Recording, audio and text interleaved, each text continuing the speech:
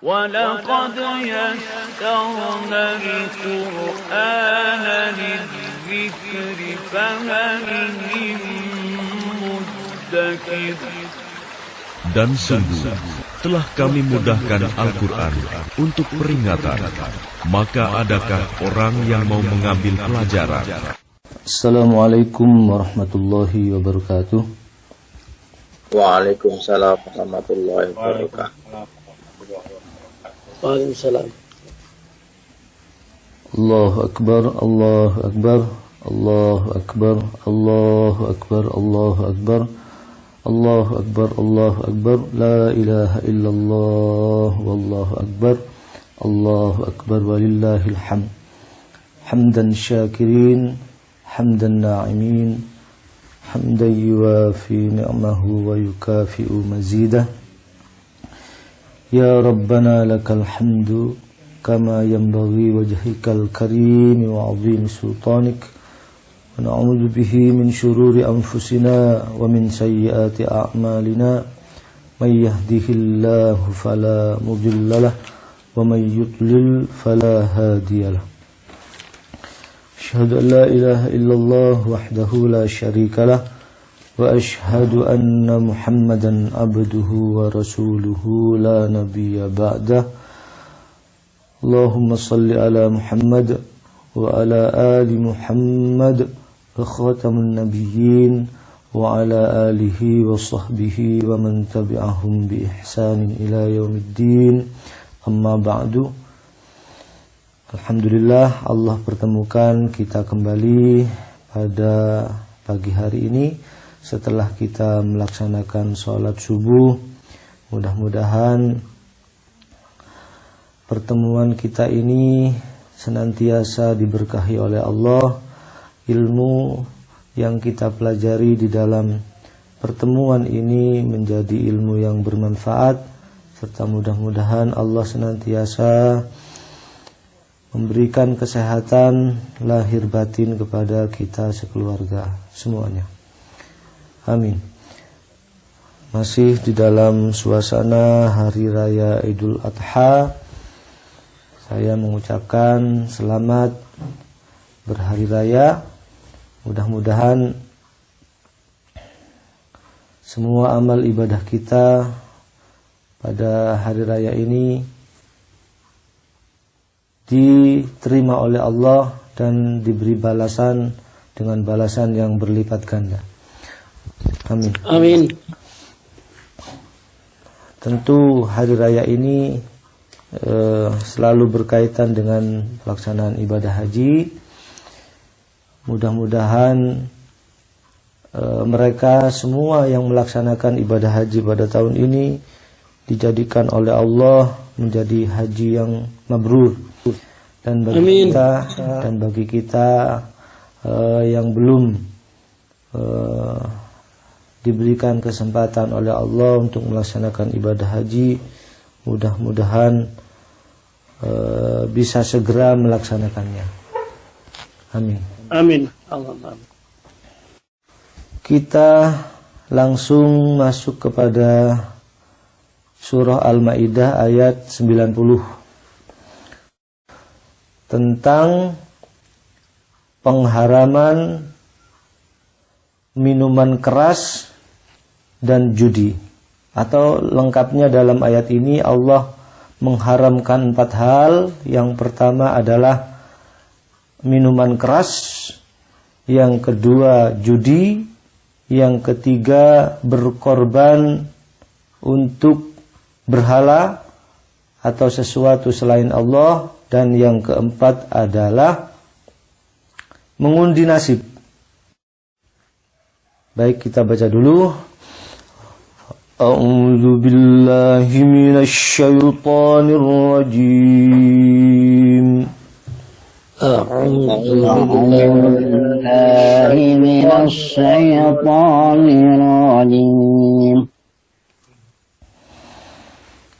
Ya ayyuhalladzina amanu innamal khamru wal maisir والميسر يا أيها الذين آمنوا إنما الخمر والميسر إنما الخمر والميسر والأنصاب والأزلام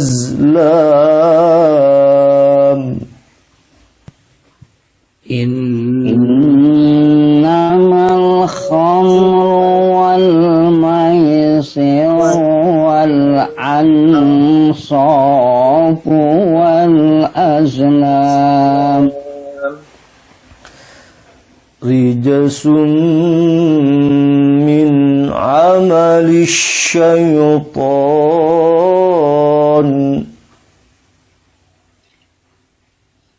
رجس من عمل الشيطان فاجتنبوه لعلكم تفلحون فاجتنبوه لعلكم تفلحون. Kita ulang lagi. Ya ayyuhalladzina amanu innamal khamru wal maisir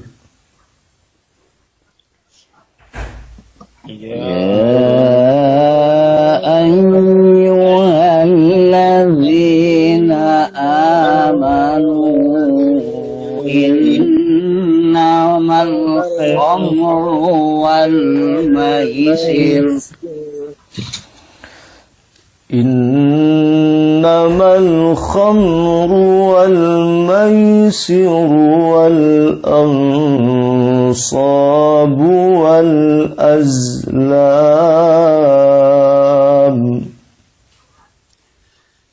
إنما الخمر والميسر والأنصاب والأزلام رجس من عمل الشيطان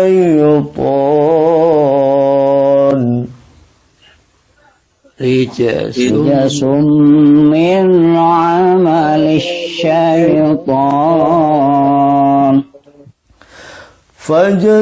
فاجتنبوه لعلكم تفلحون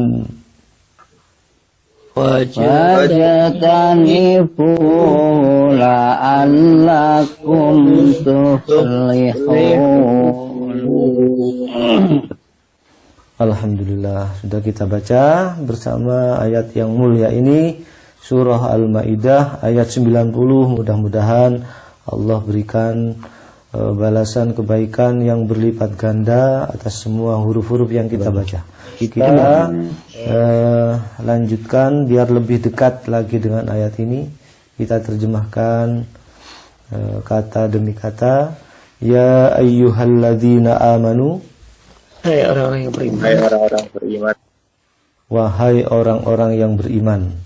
Nah, kalau ada penggalan seperti ini pernah saya terangkan bahwasannya setelah panggilan ini ada sesuatu yang sangat penting yang ingin Allah sampaikan kepada orang-orang yang beriman.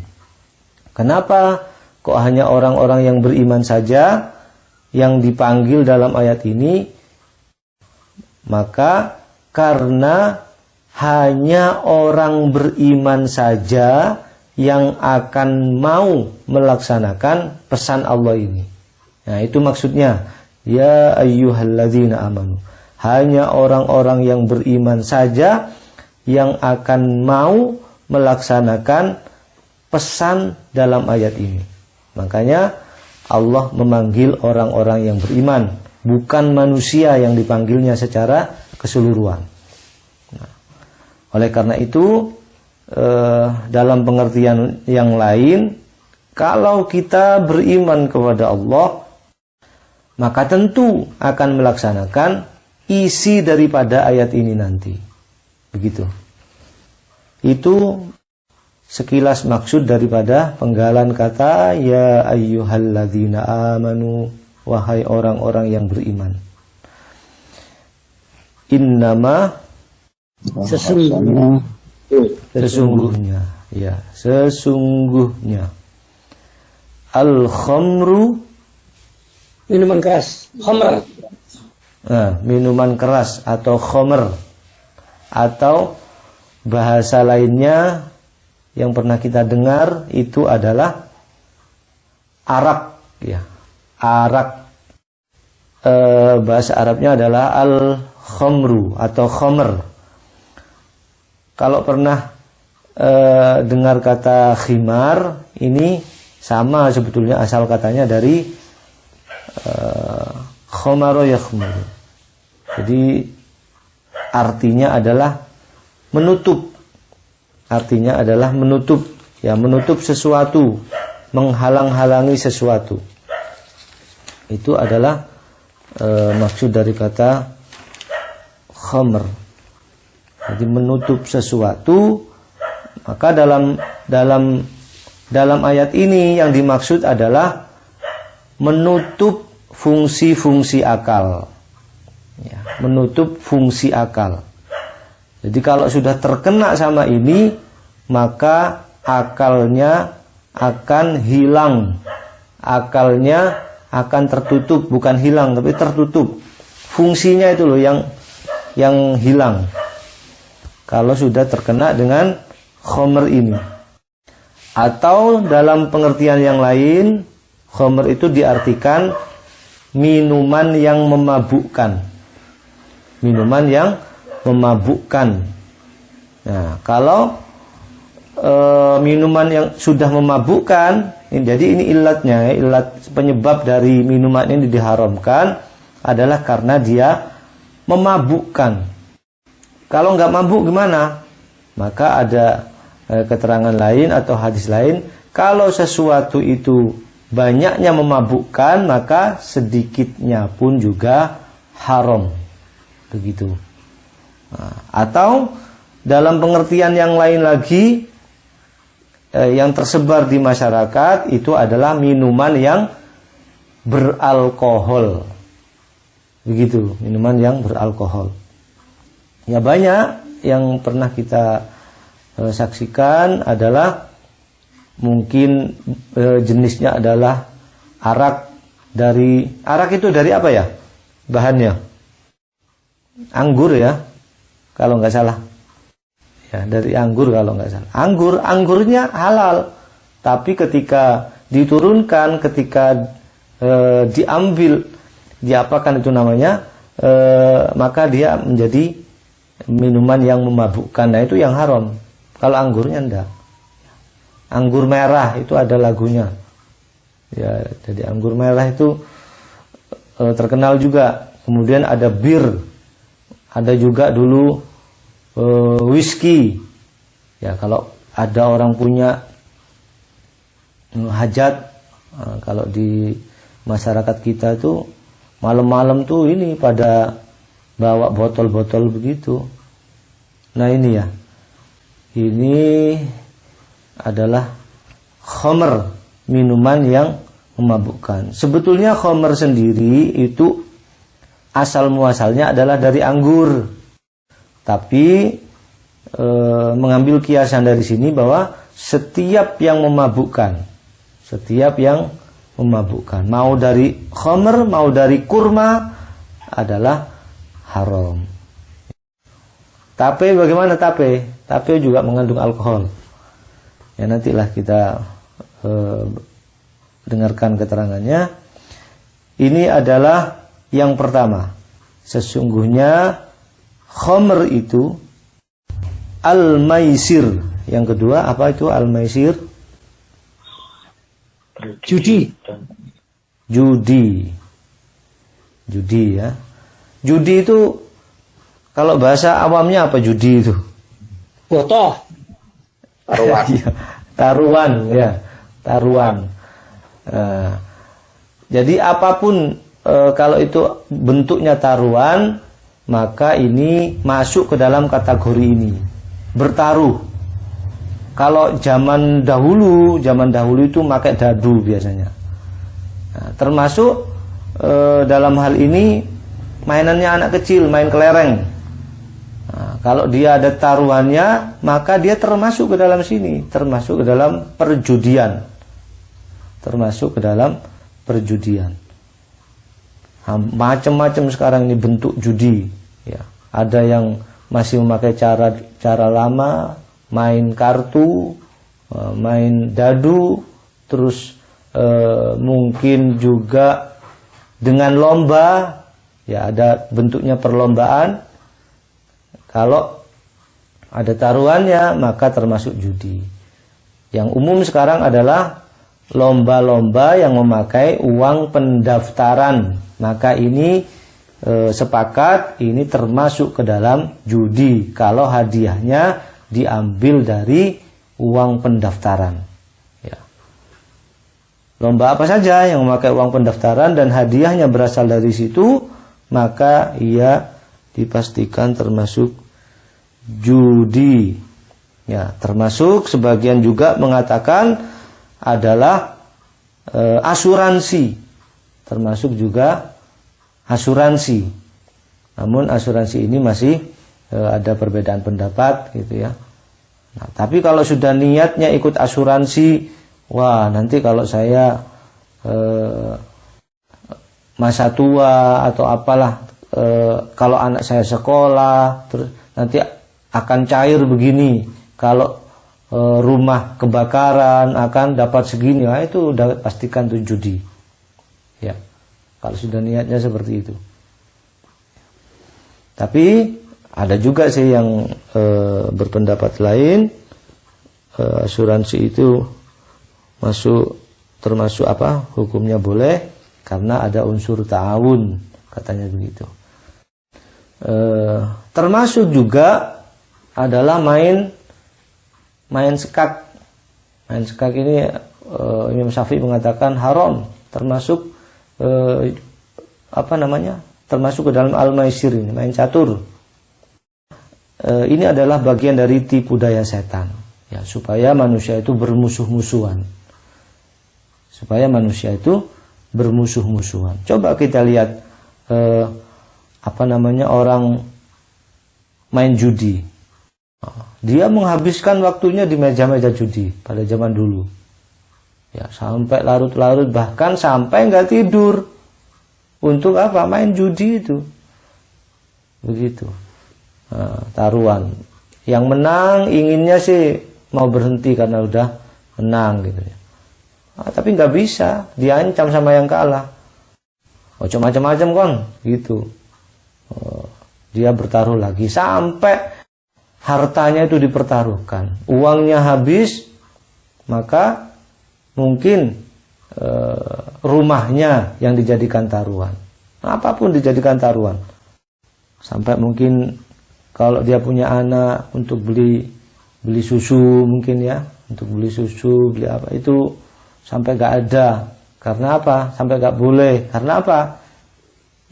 Ingin berjudi. Ya sabar ya nak, nanti kalau ini bisa tembus. Termasuk togel itu. Togel. Dulu marak itu.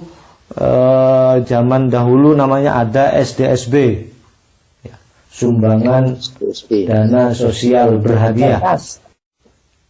Ini betul-betul perbuatan yang najis ya, perbuatan yang kotor.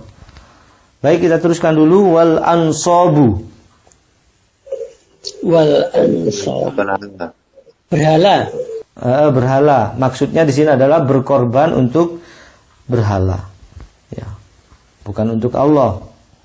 Berkorban untuk berhala. Dia meyakini bahwa berhala itu kalau korbannya enggak untuk berhala yang diyakini, entah itu berbentuk patung, entah itu berbentuk pohon, maka dia ketakutan begitu.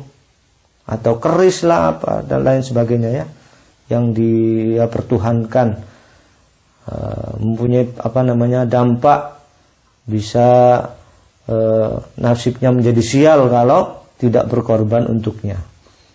Yang keempat, wal azlam, mengundi dengan anak panah. Mengundi nasib dengan anak panah.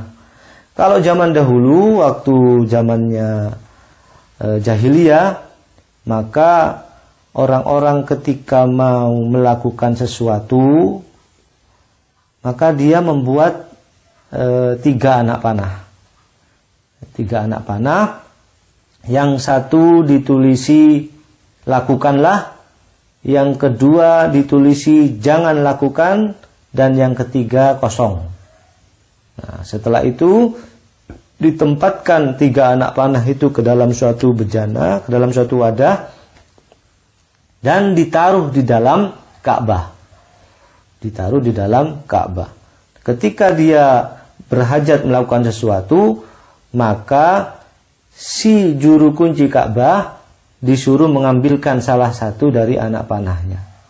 Nah, kalau dia mendapatkan anak panah yang bertuliskan lakukan, maka dia lakukan hajat itu. Ya. Kalau ditulisi mendapatkan jangan lakukan, maka dia tidak melakukannya. Nah, yang ketiga, kalau dia mendapatkan kosong, maka suruh ngambilkan lagi. Begitu. Nah, itu termasuk itu asal usulnya azlam itu. Jadi asbabun nuzulnya. Orang-orang dahulu melakukan dengan cara begitu. Kalau zaman sekarang modalnya banyak. Mungkin dengan menghitung jari, lakukan jangan gitu. Terus atau menghitung benih atau menghitung kancing baju. Itu banyak itu. Ya, gitu. Menghitung suara tekek juga begitu. Sama saja itu. Meskipun tidak anak panah ya. Jadi khomer, judi, berkorban untuk berhala dan mengundi nasib. Rijsun, perbuatan keji. Perbuatan keji. Rajasa yarjusu. Asalnya sebetulnya ada kaitannya sama itu, bergemuruh, guntur. Jadi bisa meledak karena hal ini. Bisa terjadi pertengkaran karena perbuatan ini. Kayak khomer juga begitu, bisa menyebabkan perkelahian, pembunuhan dan lain-lain gara-gara hal kayak gini. Perbuatan keji, perbuatan yang kotor, perbuatan yang menjijikkan dan perbuatan najis, itu yang dimaksud dengan rijsun. Min, dari atau termasuk amalis syaiton, perbuatan setan. Ya, sudah najis dan juga merupakan perbuatan setan. Ya, termasuk perbuatan setan. Fajtanibuhu, maka jauhilah. Maka jauhilah olehmu rijsun tadi, perbuatan-perbuatan tadi, la'allakum, agar kalian tuflihun, beruntung. Ya. Maka jauhilah oleh kalian perbuatan itu agar kalian menjadi orang-orang yang beruntung. Jauhi. Jadi dekat saja nggak boleh dengan 4 perbuatan tadi. Ya, dengan 4 perbuatan tadi. Minuman keras, jangan dekat-dekat. Ya. Perbuatan judi, berkorban untuk berhala. Nah, ini kemarin kita berkorban, dan mengundi nasib dengan anak panah. Gitu. Baru-baru ini kita pernah dengar kasusnya restoran Holy Wings, ya kan? Itu sempat viral Kalau pernah dengar, jadi restoran ini memberikan hadiah minuman beralkohol kepada orang yang bernama Muhammad dan Maria. Nah, ini termasuk ini ya, tipu daya juga ini. Ini simbol-simbol keagamaan dijadikan begitu ya, kan sangat tidak pantas tuh. Ya alhamdulillah di Jakarta ditutup sama gubernurnya, seluruh restoran Holy Wing itu ditutup semuanya. Ya alhamdulillah masih ada pejabat yang mau seperti itu. Begitu. Sebelum kita lanjutkan lebih lengkap dengan membacakan tafsir, mungkin ada yang mau ditanyakan sehubungan dengan ini, bacaan atau isinya. Kalau nggak ada, yang Ustaz, monggo. Tadi disampaikan masalah homer, bagian dari minuman yang ada bagiannya dari alkohol. Nah kalau tape tadi itu gimana, Tad? Jadi gini, tape itu memang mengandung alkohol.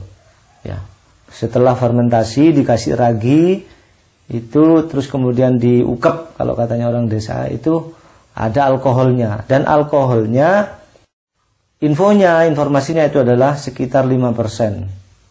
Ya, sekitar 5%.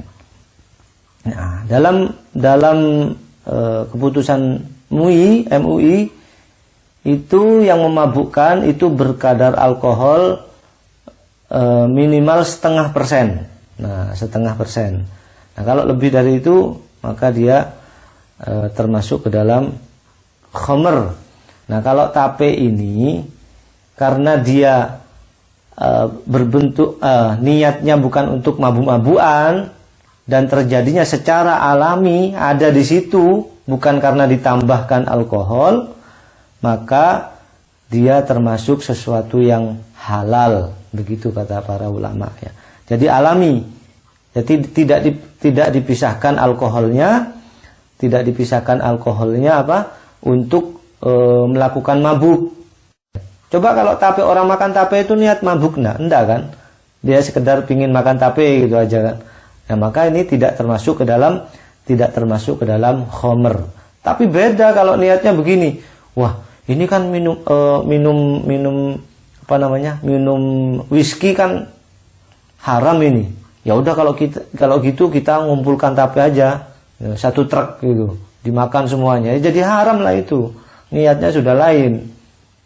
Ya, niatnya sudah lain untuk bermabuk-mabukan. Ya, jadi haramlah, sedikitnya haram, banyak pun juga haram. Tapi kalau secara umum tape itu adalah hanya untuk makanan biasa aja. Ya enggak kalau gitu. Tapi kalau sudah rasanya sudah gak enak kan, orang kan nggak mau makan tape itu. Kalau sudah mungkin sudah apa gitu ya, sudah lama ada kayak timbul apa gitu, orang udah nggak mau. Memang niatnya bukan untuk mabuk-mabukan gitu. Ya begitu.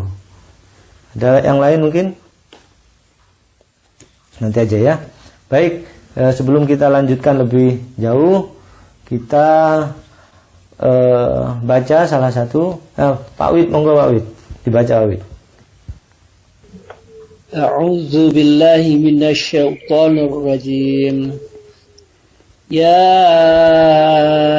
ayyuhalladzina amanu innamal khamru wal maisir wal ansabu innamal khamru wal maisiru wal ansabu wal aslam rijsum min amali syaitan fajtanibuhu la'allakum tuflihun.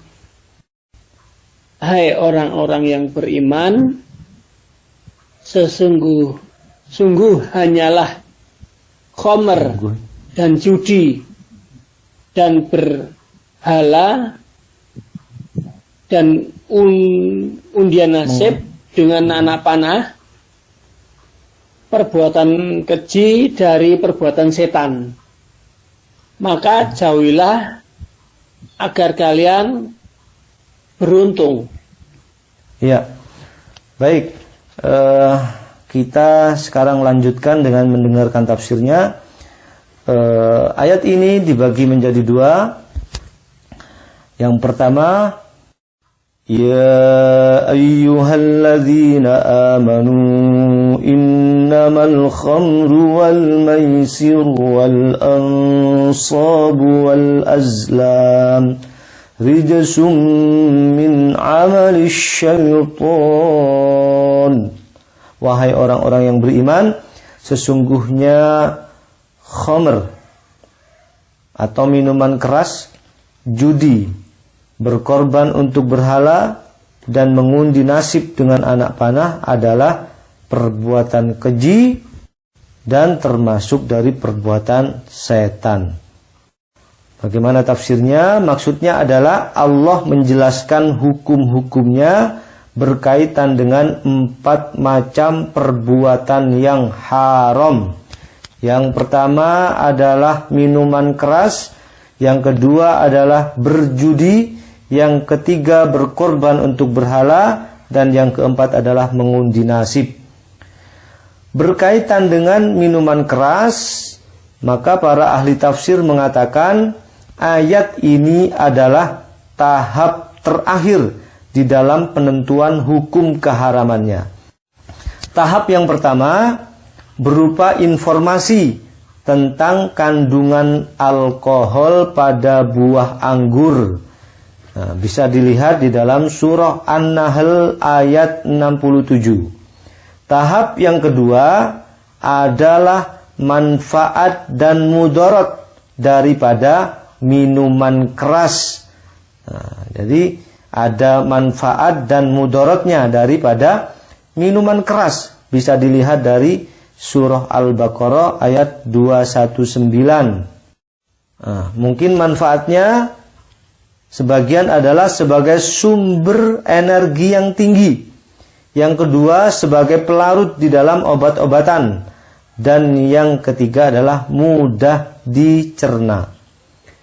Itu tahap yang kedua. Jadi dijelaskan sama Allah bahwa minuman keras itu ada manfaatnya, ada mudaratnya. Yang ketiga, tahap yang ketiga, bahwa larangan melaksanakan sholat ketika mabuk. Larangan melaksanakan sholat ketika mabuk. Bisa dilihat dari surah An-Nisa ayat 43. Ya, gara-gara ini dahulu pada masa Rasulullah ada yang masih minum minuman keras. Karena istilahnya begini, Allah itu belum tegas gitu loh. Belum tegas. Masih bertahap-tahap begitu. Akhirnya apa? Mereka mabuknya setelah Isya karena jauh sama sholat subuh kan. Sama jauh setelah jadi habis Isya itu mungkin ada yang teler gitu.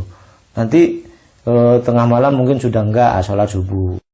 Nah, akhirnya turunlah lagi. Salah satu asbabnya adalah Umar minta ketegasan. Nah, kepada Allah, kira-kira kalau bahasa kita itu terangno yang jelas ya Allah gitu, tentang masalah minuman ini. Maka turunlah surah ini Al-Maidah ayat 90. Jadi penetapan keharaman minuman keras nggak bisa ditawar lagi sudah. Nah, sudah nggak bisa ditawar lagi. Ya ini pada surah Al-Maidah ayat 90 ini. Jadi dia ditetapkan. Yang pertama tahapannya berupa informasi. Yang kedua informasinya cuma ini, bahwa ada kandungan alkohol pada buah anggur. Begitu. Nah, kemudian tahap kedua dia jelaskan tentang manfaat dan mudarat daripada minuman keras. Mudaratnya itu lebih besar daripada manfaatnya. Itu dijelaskan tuh di surah Al-Baqarah. Yang ketiga, larangan melaksanakan sholat ketika mabuk. Nah, itu. Kemudian tahap yang keempat adalah penetapan keharaman dari minuman keras. Jadi ini mungkin bisa dijadikan trik untuk berdakwah juga, tidak langsung drastis begitu kalau berdakwah dalam hal ini. Dengan turunnya ayat ini, surah Al-Maidah ayat 90 ini maksudnya, maka tertutuplah sudah kemungkinan-kemungkinan bagi orang-orang yang beriman untuk minum khamr, maksudnya untuk minum minuman keras. Karena dalam ayat ini dengan tegas dikatakan bahwa perbuatan ini adalah perbuatan yang kotor, perbuatan yang haram, dan termasuk perbuatan setan. Pentahapan seperti ini sangat tepat digunakan bila kita akan mengadakan pemberantasan dan pembasmian terhadap sesuatu yang telah berurat dan berakar serta telah mendarah daging di dalam masyarakat. Jadi perlu tahapan. Ya kalau mampu nggak apa-apa langsung begitu. Tapi pada umumnya kan kalau kita datang kepada orang-orang yang sedang melakukan hal-hal seperti ini, nggak bisa begitu. Coba kita datang ke sana, ya malah kita yang diantemi begitu. Jadi harus pakai tahapan-tahapan. Kecuali kalau mungkin penguasa ya. Kalau penguasa lain lagi, atau yang punya kekuasaan. Andai kita mengadakan tindakan yang drastis, pemberantasan secara mendadak dan sekaligus, maka akan timbul kegoncangan di dalam masyarakat dan akan terjadi perlawanan terhadap peraturan baru yang hendak ditetapkan, yang hendak diterapkan. Di negara-negara barat, lebih dari 55% kecelakaan lalu lintas atau berkendara disebabkan karena alkohol.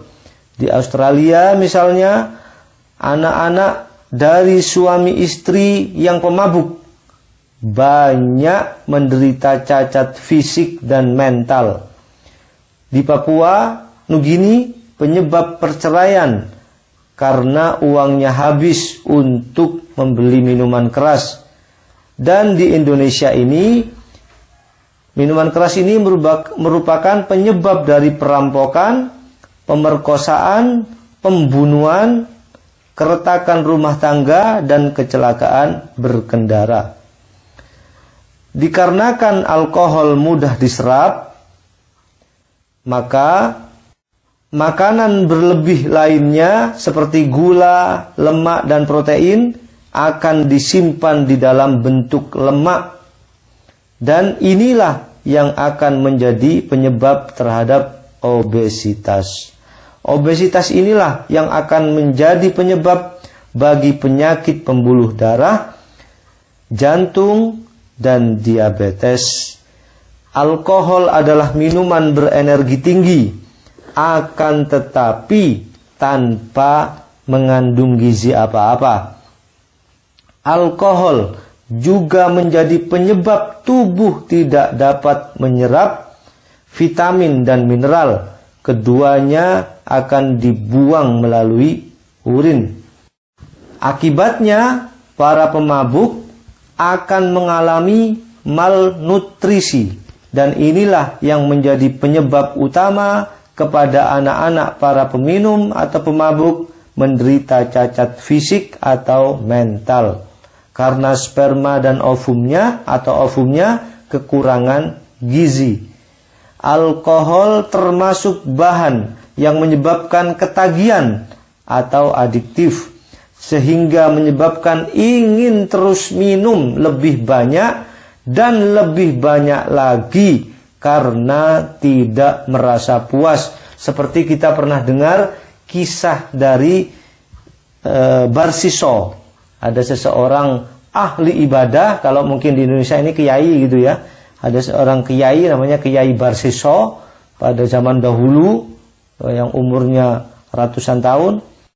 Karena ingin ibadahnya lebih tinggi lagi, lebih hebat lagi, maka dia digoda oleh setan supaya minum supaya minum sedikit saja, gak usah banyak-banyak. Akhirnya dia kepingin minum terus, akhirnya sampai mabuk.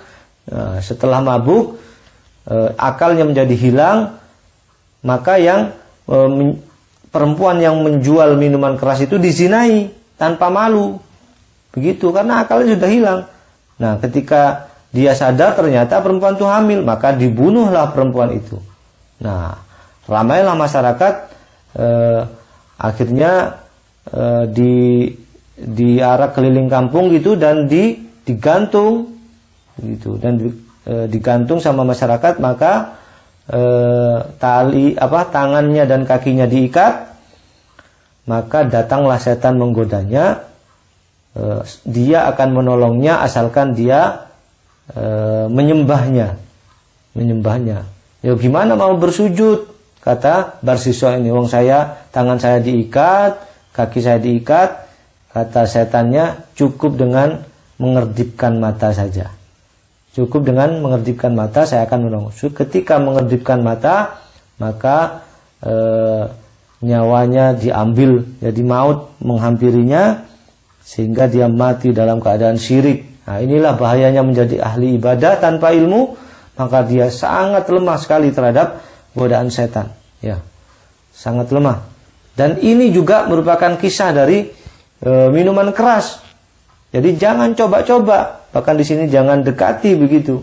Mendekat saja nggak boleh. Efeknya kemana-mana. Dengan minuman keras yang sedikit, maka dia ingin nambah, akhirnya jadi mabuk. Sudah mabuk, akhirnya berzina, membunuh, bahkan syirik, dilakukanlah semuanya. Adapun judi amat besar bahayanya bagi pribadi dan masyarakat. Judi dapat merusak moral dan kepribadian karena selalu berangan-angan akan dapat untung besar tanpa bekerja dan berusaha. Nah, dia berangan-angan akan menang hanya dengan mengkocok kartu, hanya dengan main dadu begitu. Hanya main dadu saja, main tebak-tebakan, dia sudah dapat uang banyak begitu. Dia selalu begitu, itulah judi. Penjudi menghabiskan waktunya di meja judi tanpa menghiraukan kesehatannya, tanpa menghiraukan keluarganya. Judi akan menimbulkan permusuhan antar sesama penjudi. Permusuhan ini akan terus berlanjut dalam pergaulan dan akan merusak masyarakat. Betapa banyak rumah tangga yang berantakan karena judi dan hartanya pun menjadi musnah. Tidak ada sejarah yang mengatakan orang kaya karena judi dalam arti yang sebenarnya, dalam arti pengertian kaya yang sebenarnya. Nah, itu judi ya. Kemudian perbuatan berkorban untuk berhala dan patung-patung juga adalah perbuatan yang sesat, karena yang patut disembah dan diagungkan itu hanyalah Allah. Jika ingin berkurban, sembelihlah hewan kurban, dagingnya dibagikan kepada orang-orang yang bisa memanfaatkannya. Ya, jangan kepada patung atau berhala yang sudah barang tentu tidak akan dapat mengambil manfaat apapun dari daging yang dipersembahkan untuknya. Untuk pohon misalnya, ya sudah, daging itu ya mubadir di situ. Begitu. Mengundi nasib juga adalah perbuatan yang telah lama dikenal manusia. Sampai sekarang masih dilakukan dan dipercayai oleh sebagian orang. Ada kalanya dengan menggunakan alat, meneliti telapak tangan, menghitung weton atau hari lahirnya, menghitung bintang dan lain-lainnya. Bangsa Arab di zaman jahiliyah mengundi nasib dengan menggunakan azlam atau anak panah yang belum memakai bulu. Mereka menggunakannya untuk mengambil keputusan di dalam melakukan suatu perbuatan, dilakukan atau tidak. Caranya seperti yang saya jelaskan tadi. Dia membuat 3 anak panah dan seterusnya. Undian atau ramalan serupa dengan hal ini yang mengandung banyak sisi negatif. Bila si peramal mengatakan bahwa yang bersangkutan akan menemui nasib buruk, maka akan membuatnya merasa takut, merasa khawatir, dan putus asa. Nah ini, bila sebaliknya si peramal menentukan nasib baik, mengatakan bahwa nasibnya baik, maka akan membuatnya merasa malas untuk bekerja dan memandang rendah segala macam bentuk usaha. Orang yang beriman dilarang percaya terhadap yang serupa ini, baik yang dikatakan langsung oleh peramal maupun yang dipublikasikan lewat media. Nah, sekarang ini bertebaran di media sosial peramal-peramal seperti ini, perbintangan, weton, dan lain-lain. Ini penjelasan di dalam tafsir Kementerian Agama untuk bagian yang pertama. Kita lihat tafsir yang lain, tafsir Al-Munir. Maksudnya adalah Allah melarang orang-orang mukmin mengkonsumsi khamr dan judi. Sesungguhnya khamr dan semua minuman yang memabukkan adalah haram.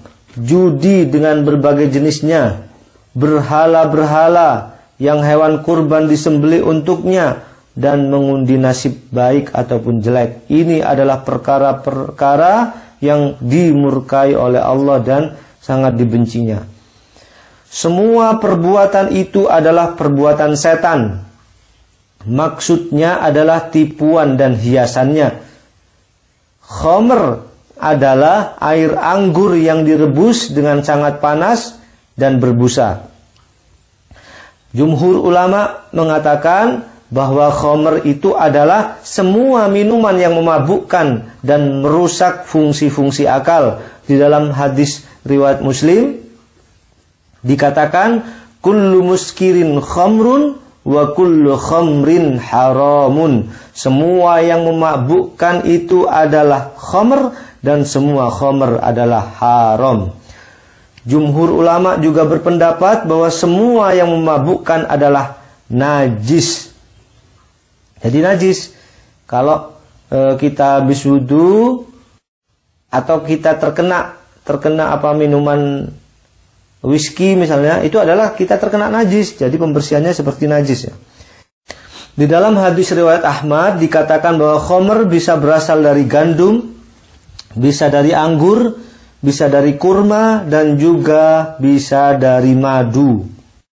Rasulullah bersabda dalam hadis riwayat Ahmad, "Ma askara katsiruhu faqaliluhu haramun." Sesuatu yang memabukkan di dalam jumlah yang banyak, maka saat jumlahnya sedikit pun hukumnya adalah haram. Jika perasan kurma basah dan kurma kering menjadi memabukkan, mereka hukumnya juga haram. Jika tidak, menjadi khamr dan tidak memabukkan seperti sirup alami setelah rendaman 2 hari, dan ini adalah hukumnya halal. Kemudian judi hukumnya juga haram. Semua jenis taruhan masuk di dalam kategori ini. Bahkan berlaku juga untuk permainan anak-anak. Demikian juga main kartu yang memakai uang. Jika catur dan main kartu tanpa pakai uang, jumhur ulama tetap mengharamkannya karena ia tetap berpotensi menimbulkan permusuhan dan dendam, serta menjadi sarana di dalam melalaikan Allah dan melalaikan sholat. Sedangkan Imam Syafi'i mengatakan hukumnya catur dan main kartu adalah makruh karena termasuk menyia-nyiakan waktu. Nah, ini di dalam permainan-permainan. Mungkin juga dikiaskan dengan permainan game yang lihat anak-anak sekarang yang suka main game, yang suka lupa terhadap waktunya. Ya, dipanggil ibunya mungkin entar gitu. Ini juga termasuk permainan yang melalaikan. Maka ulama mengatakan ini adalah permainan yang haram. Ini jumhur ulama, kecuali Imam Syafi'i yang mengatakan makruh. Ya, makruh itu juga tidak baik karena perbuatan yang dibenci. Rijsun artinya adalah kotor, baik secara materi maupun maknawi. Jadi 4 hal tadi kan rijsun, itu adalah kotor. Baik secara materi, materinya kotor, secara maknawi juga kotor. Baik secara akal maupun secara syariat. Khomer dan semua yang disebut setelahnya memiliki sifat rijs, sehingga hukumnya menjadi haram. Ini tafsir Al-Munir untuk bagian yang pertama. Lanjut kepada bagian yang kedua. Fajtanibuhu la'allakum tuflihun. Maka jauhilah perbuatan-perbuatan ini agar kalian menjadi orang-orang yang beruntung. Allah memerintahkan kepada orang-orang yang beriman agar mereka menjauhi minuman khamr, berjudi, berkorban untuk berhala, dan mengundi nasib. Dengan menjauhi perbuatan-perbuatan itu, mereka akan menjadi orang-orang yang beruntung dan akan sukses di dunia dan akhiratnya. Ini tafsir dari Kementerian Agama. Hanya di dalam tafsir Kementerian aja yang menafsirkan ayat ini, yang lainnya hampir serupa dengan terjemahnya. Itulah tafsir dari surah Al-Maidah ayat 90. Kita langsung lanjutkan dengan ibrah. Pelajaran apa yang bisa kita ambil dari ayat ini? Yang pertama, bahwa khamr, judi, berkorban untuk berhala, dan mengundi nasib itu adalah perbuatan yang keji, perbuatan yang kotor, dan perbuatan yang najis atau rijis, dan termasuk perbuatan setan. Luar biasa buruknya ini. Sudah najis, termasuk perbuatan setan juga. Kemudian yang kedua, kita selami tentang khomer. Khomer ini secara bahasa adalah berasal dari kata khomaro yakhmuru, tertutup, terhalang, dan tersembunyi. Nah, termasuk juga kalau kita dengar ibu-ibu mengatakan memakai khimar, ya, atau kerudung, ya, karena dia menutup auratnya. Jadi khomer itu artinya tertutup, terhalang, atau tersembunyi. Maksudnya apa? Ya, menutup akalnya tadi. Kalau sudah terkena khomer, maka akalnya atau fungsi akalnya jadi rusak, menjadi tertutup. Ya, Imam Malik, Syafi'i, dan Imam Ahmad mengatakan khomer itu adalah semua minuman yang memabukkan, bernama khomer ataupun bukan, berasal dari perasan anggur ataupun yang lainnya. Jadi ilatnya adalah memabukkan, gitu. Jadi Imam Abu Hanifah mengatakan bahwa khomer adalah khusus untuk minuman yang memabukkan yang berasal dari anggur. Kalau jumhur ulama mengatakan semua minuman yang memabukkan dan merusak fungsi akal. Jadi hampir samalah ya. Kullu muskirin khamrun wa kullu khamrin haramun. Kata Rasulullah, setiap yang memabukkan itu adalah khamr dan setiap khamr itu adalah haram. Contoh-contoh minuman yang memabukkan apa saja? Misalnya saya catat di sini seperti wine. Wine itu kadar alkoholnya 14%. Yang kedua, bir. Kadar alkoholnya 4-6%. Kemudian apa ini? Whisky. Kadar alkoholnya 40-50%. Anggur merah. Kadar alkoholnya 20%. Rum. Kadar alkoholnya 40-75%. Dan lain-lainnya banyak ya. Termasuk minuman yang memabukkan ini. Yang ketiga, itu minuman tadi. Tentang makanan dan minuman yang beralkohol. Kalau di dalam ilmu kimia, alkohol itu banyak macamnya. Yang pertama dikenal dengan nama metanol.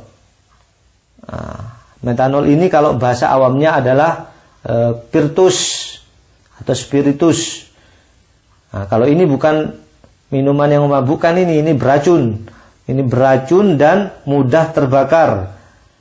Kemudian ini juga bisa digunakan untuk menghapus cat, pengembang mesin fotokopi dan lain-lainnya. Kemudian yang kedua, alkohol jenis etanol. Ini biasanya dipakai untuk pelarut bahan-bahan kimia. Kemudian untuk parfum, untuk perasa, untuk pewarna makanan, untuk obat-obatan, untuk pembersih luka, dan untuk mencegah infeksi. Kemudian yang ketiga ada juga IPA atau IPA. Itu biasanya dipakai untuk hand sanitizer atau alat pembersih dan lainnya. Kemudian ada juga butanol, propanol dan lain-lainnya ya. Banyak ini jenisnya alkohol. Dan yang dimaksud di dalam bahasan kita itu adalah yang kedua tadi, namanya etanol. Ya, etanol itu biasanya untuk parfum, untuk perasa makanan, untuk pembersih luka, untuk obat-obatan, untuk pewarna makanan juga. Nah, apabila itu dicampur dengan minuman, maka itu menjadi haram. Jadi minuman yang beralkohol, yaitu minuman yang mengandung etanol atau senyawa lain yang dibuat secara fermentasi dari berbagai bahan baku nabati yang mengandung karbohidrat. Yang kedua pengertiannya adalah, kalau itu tadi secara alami ya. Yang kedua adalah minuman yang ditambah etanol dan atau metanol dengan sengaja ditambahkan. Berikutnya adalah ketentuan hukum terhadap minuman yang beralkohol. Saya ambil dari keputusan MUI ya. Yang pertama, produk minuman yang mengandung khamr adalah haram. Itu ya. Jadi produk minuman yang mengandung khamr adalah haram. Khamr tadi, khamr pengertiannya adalah apa tadi? Sesuatu yang memabukkan. Ya, itu khamr tadi. Kemudian produk minuman hasil fermentasi yang mengandung alkohol atau etanol lebih dari 5% itu adalah haram. Kemudian jika kandungan alkoholnya kurang dari 5%, maka ini adalah halal dengan catatan bila tidak membahayakan secara medis.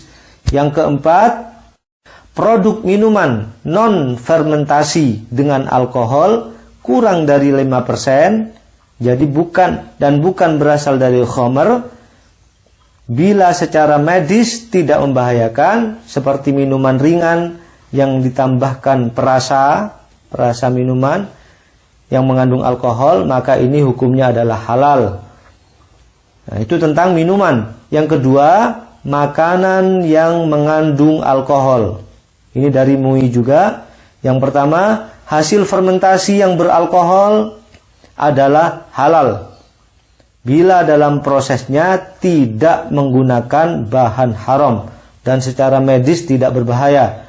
Yang kedua, hasil fermentasi dengan penambahan alkohol atau etanol non-khamr, hukumnya adalah halal.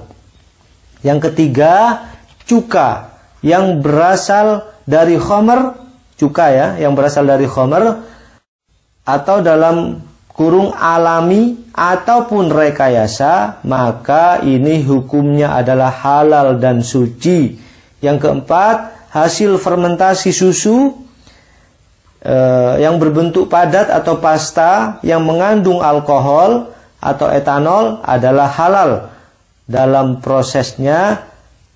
Ya, dalam prosesnya asalkan tidak memakai bahan yang haram dan tidak bahaya secara medis. produk makanan yang ditambah dengan khamr adalah haram. Jadi pada prinsipnya makanan tadi semuanya halal kecuali yang ditambah dengan khamr. Catatannya, minuman yang beralkohol yang termasuk khamr adalah minuman yang mengandung alkohol atau etanol minimal 5% atau lebih. Minuman seperti ini adalah najis dan haram, sedikit ataupun banyak. Ini di dalam MUI ya. Kemudian saya cepatkan tentang masalah judi atau al-maisir tadi, artinya mudah. Ya, mudah mendapatkan uang. Hanya dengan membalik sebuah kartu aja udah dapat uang, katanya begitu. Atau dulu hanya banyak orang jual nomor keliling ya, kayak bakul sayur gitu. Kalau zaman dulu gitu. Taruhan judi itu adalah taruhan gambling. Mungkin untung, mungkin tidak, sehingga bisa meraih atau hilang harta dengan sangat mudah. Apa kriteria yang termasuk judi? Pada umumnya adalah ada 4. Yang pertama, ada pihak yang bertaruh. Ada yang dipertaruhkan, biasanya berupa harta atau dunia. Yang ketiga, ada penentuan menang dan kalah. Dan yang keempat, pemenang akan mendapatkan harta taruhannya. Secara hakikat, siapapun yang bertaruh tidak akan mau kehilangan hartanya. Ya, tidak akan mau kehilangan hartanya. Bentuk judi masa kini bisa berbentuk kupon undian. Ya, kalau dulu SDSB, ya togel. Ya, kalau sekarang mungkin berbentuk lain ya. Yang kedua bisa berupa taruhan olahraga. Taruhan ketika melihat sepak bola misalnya. Yang ketiga, hadiah di dalam perlombaan yang memakai uang pendaftaran. Yang keempat, undian berhadiah, biasanya di supermarket ini. Yang kelima adalah asuransi. Dan ini yang ada perbedaan yang saya jelaskan tadi. Asuransi yang dimaksud biasanya membayar premi, kemudian ia akan dapat menerima jumlah yang cukup fantastis dari bayarannya, dari preminya tadi bila terjadi suatu peristiwa. Yang keenam atau yang berikutnya, bentuk-bentuk judi online. Banyak ini bentuknya sekarang, marak sekali di media sosial. Mungkin juga berbentuk poker, ya main poker dan lain-lainnya. Mungkin juga judi itu dengan sarana kartu domino, dadu, roulette, dengan sarana aduan, misalkan ngadu ayam, adu nyali, adu doro, mungkin adu panco juga, dengan sarana perlombaan, lomba lari, lomba voli dan lain-lain, atau mungkin dengan sarana pilkada atau pemilu. Kalau jagoannya menang, taruhan. Kalau jagoannya menang dia dapat sekian dan lain-lain ya. Atau dengan Lippers, ini biasanya ada di pusat permainan dan hiburan. Perbuatan yang berikutnya, perbuatan kotor, menjijikkan, najis adalah perbuatan setan yang dijadikan indah di dalam pandangan manusia untuk menjadikan kerusakan, permusuhan dan kebencian. Pelajaran selanjutnya yang ke-8 adalah Allah menyeru orang-orang yang beriman. Maksudnya adalah hanya orang-orang yang beriman yang akan mau menjauhi 4 perbuatan ini. Ya, oleh karena itu jangan dekat-dekat dengan 4 hal ini. Yang terakhir adalah orang yang menjauhi perbuatan rijs ini akan menjadi orang-orang yang beruntung di dunia dan akhiratnya. Begitu. Ini ada keterangan tentang pertandingan ada 3 macam. Yang pertama, kalau untuk maksud syiar Islam hukumnya boleh, misalkan perlombaan hafalan Quran, nah, dan lain-lain, perlombaan baca Quran, perlombaan hafalan hadis itu boleh. Kemudian perlombaan yang hukumnya boleh, misalkan lomba lari, ya, lomba sepak bola, asal tidak melanggar syariat dengan membuka aurat, asal tidak lupa sholat, dan lain-lain. Itu boleh hukumnya. Yang ketiga, lomba yang hukumnya haram. Misalnya apa? Lomba ratu kecantikan, lomba adu pitik gitu ya, adu toro, dan lain-lain. Begitu kira-kira tafsir surah Al-Maidah ayat 90 dan ibrahnya. Sebelum diakhiri mungkin ada yang mau ditanyakan? Hanya Ustaz. Iya, monggo Pak. Seperti dalam 17 Agustus kan ada lomba. Seperti, tapi pakai kupon. Kuponnya kan beli, Pak. Itu bagaimana hukumnya? Nah, sama itu. Jadi nanti hadiahnya diambilkan dari uang itu kan? Iya, biasanya. Tapi dari uang gimana? Ada gimana? Dari sponsor, Pak, hadiahnya itu. Oh, gini.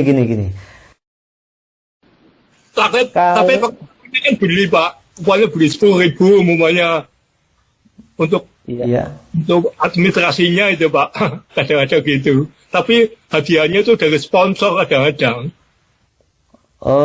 Kalau dari gini, kalau lomba itu memakai uang pendaftaran untuk hadiah, maka untuk hadiah ya, hadiahnya dibelikan dari uang pendaftaran itu tadi, maka ini sepakat hukumnya haram. Tapi kalau hadiahnya berasal dari yang lain, maka sepakat itu adalah boleh. Gak apa-apa Pak, kalau dari sponsor ya, atau dari ada donatur misalkan, nah, itu nggak apa-apa. Atau begini, atau yang berlomba, tidak semua orang yang ikut lomba bayar. Nah, tidak semua yang berlomba, yang ikut lomba itu harus beli kartu. Ada yang tidak beli kartu, boleh gak beli kartu, dan dia juga menang nanti. Nah, itu bisa jadi halal itu, kalau tidak semuanya. Tapi kalau semuanya bayar dan uang pendaftarannya itu dibelikan hadiah, maka itu sepakat adalah haram, dan itu bagian dari perjudian. Nah, ada lagi? Nggak ada ya? Udah jelas semuanya saya kira.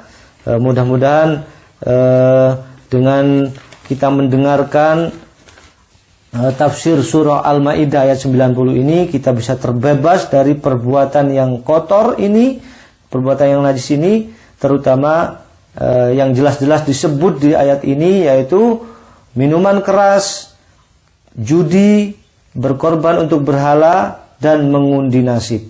Ya. Kita akhiri pengajian kita ini dengan kafaratul majlis bersama-sama. Subhanakallahumma wa bihamdika asyhadu an la ilaha illa anta astaghfiruka wa atubu ilaik. Kurang lebihnya mohon maaf. Billahi taufiq wal hidayah. Wassalamualaikum warahmatullahi wabarakatuh. Waalaikumsalam warahmatullahi wabarakatuh. Walhamdulillahi rabbil alamin.